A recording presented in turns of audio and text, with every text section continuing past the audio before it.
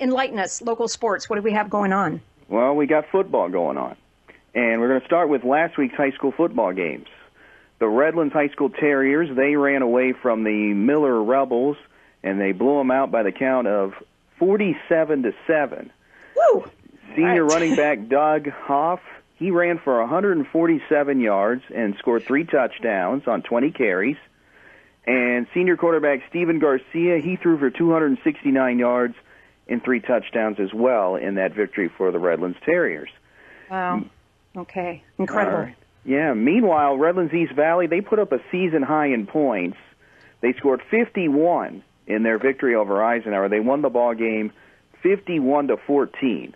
And they're the only unbeaten team left in the Citrus Belt League, so they're doing well, too.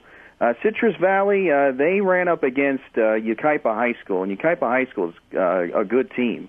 And Citrus Valley fell a little bit short. They lost 66-42 last Friday. So here are the matchups for tomorrow. Redlands East Valley, they're going to play at Cajon High School in San Bernardino. And those are 2 pretty good teams, so that should be a good ball game. And Redlands is going to take on Citrus Valley.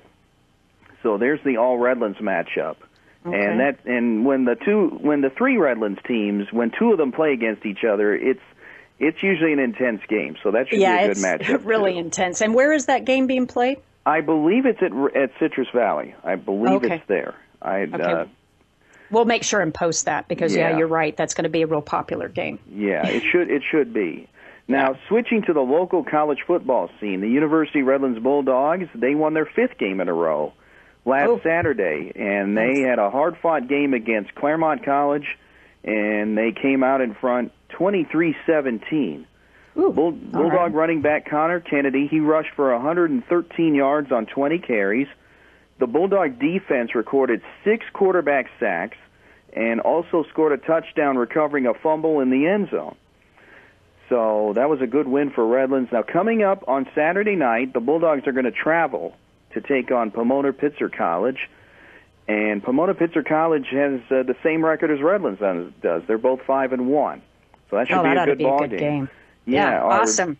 Our coverage begins here on KMET AM 1490 at 6:45 Saturday night, so keep it right here on your radio home for University Redlands Bulldogs football, KMET AM 1490, and now you're up to date.